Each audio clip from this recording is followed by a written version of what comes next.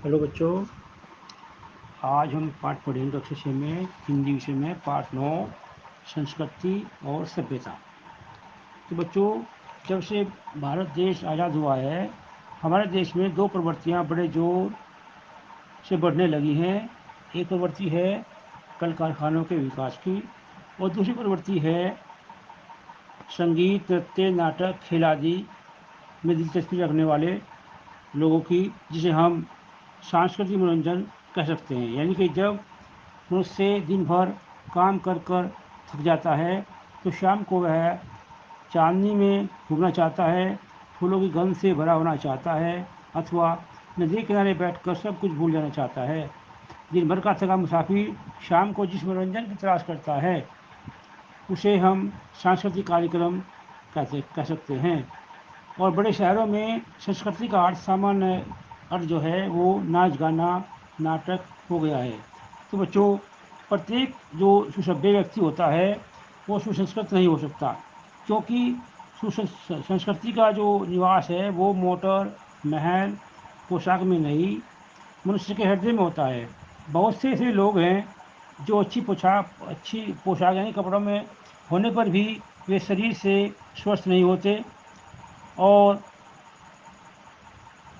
उनके खिलाफ ऐसे उनके विपरीत ऐसे बहुत से लोग हैं जिनके पास मोटर महल तो क्या, अच्छी पोशाक भी नहीं है, कपड़े भी नहीं है, किंतु उनमें दया, शील, सौजन्य एवं परोपकार की जो भावना है वो पूरी तरह से भरी हुई है।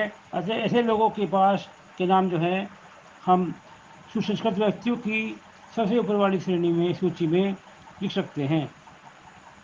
सभ्यता के पीछे शहरीकरण का जो शहरीपन होता है उसका स्पर्श है। वह नगरों से निकली हुई चीज मालूम होती है, किंतु संस्कृति ग्रामों के सहज जीवन की याद दिलाती है। सच पूछिए तो कल्चर का जो सही अनुवाद है वो वास्तव में कृषि होना चाहिए, संस्कार या कृषि होना चाहिए, क्योंकि संस्कार नहीं बल्कि कृषि होना चाहिए, जो क्रमण अथवा खेत जोतने की पर्यायवाची है।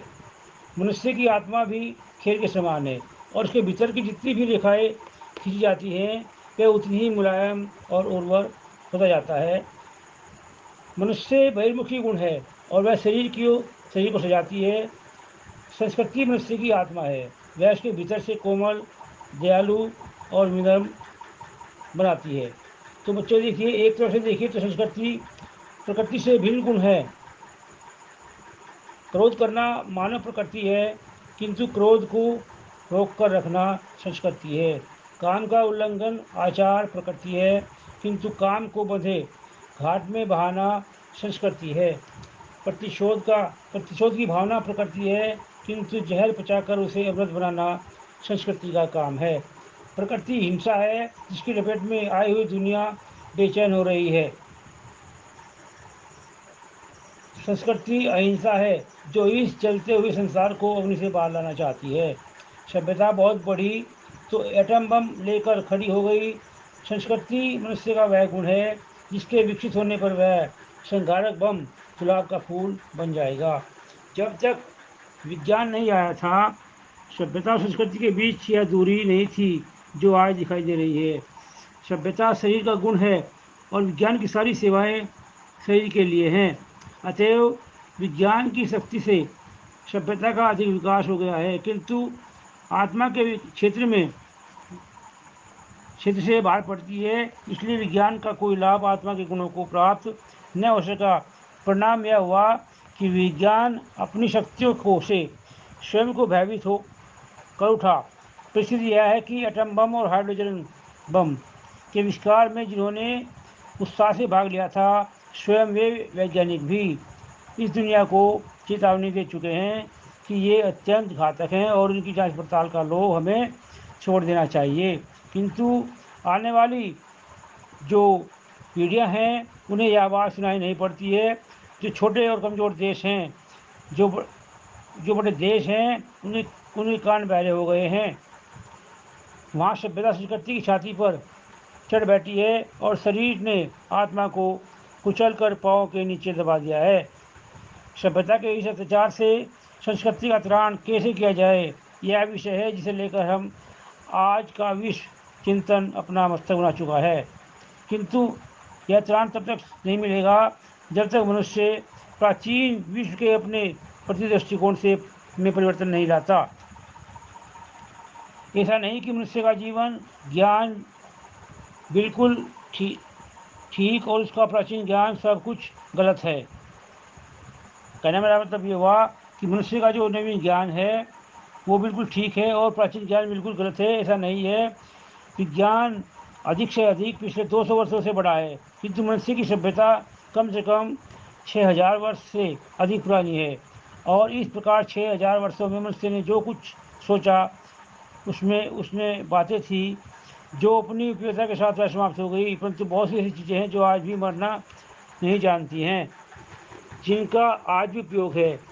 अगर हम भारत का उदाहरण ही लें तो विशेष से भारत वर्ष की ओर संसार आज जिस आशा से देख रहा है उसका लक्ष्य नवीन नहीं है बल्कि प्राचीन है।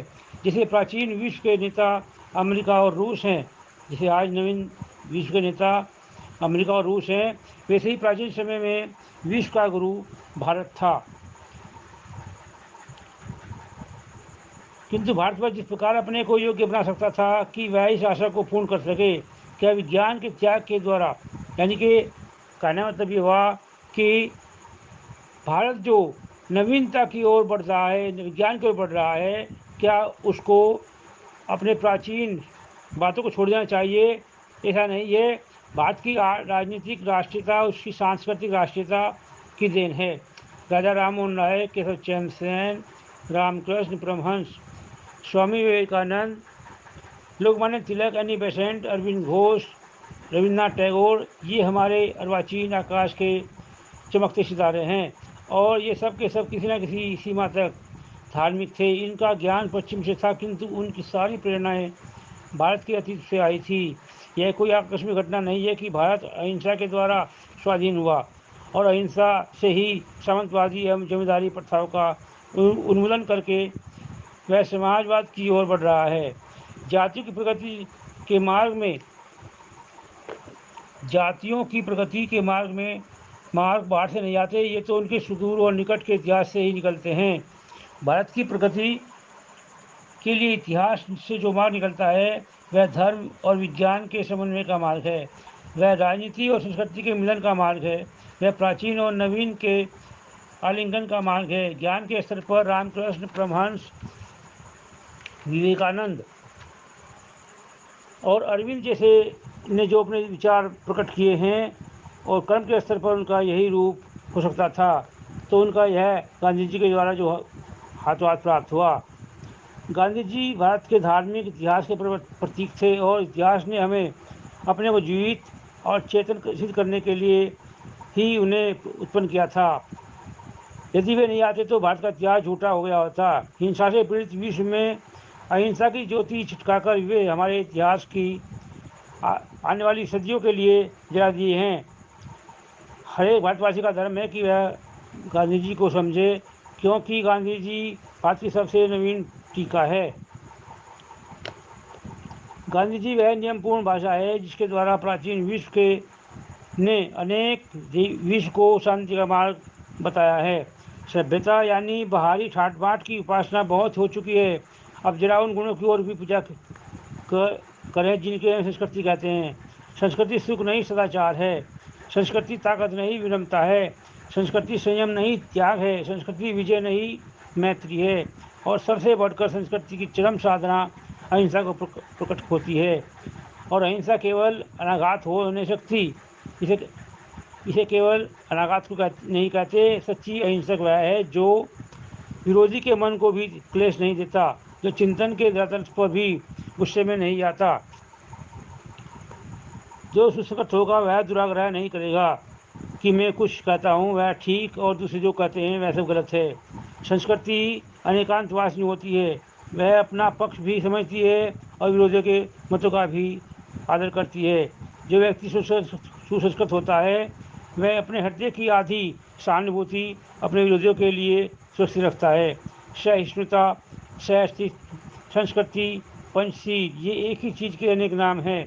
लोग चाहते हैं कि दुनिया पर बमों से आग न बरसे, किंतु यह तो संभव होगा जब लोग बहस के समय आंखों से आग बरसना छोड़ दें। धन्यवाद।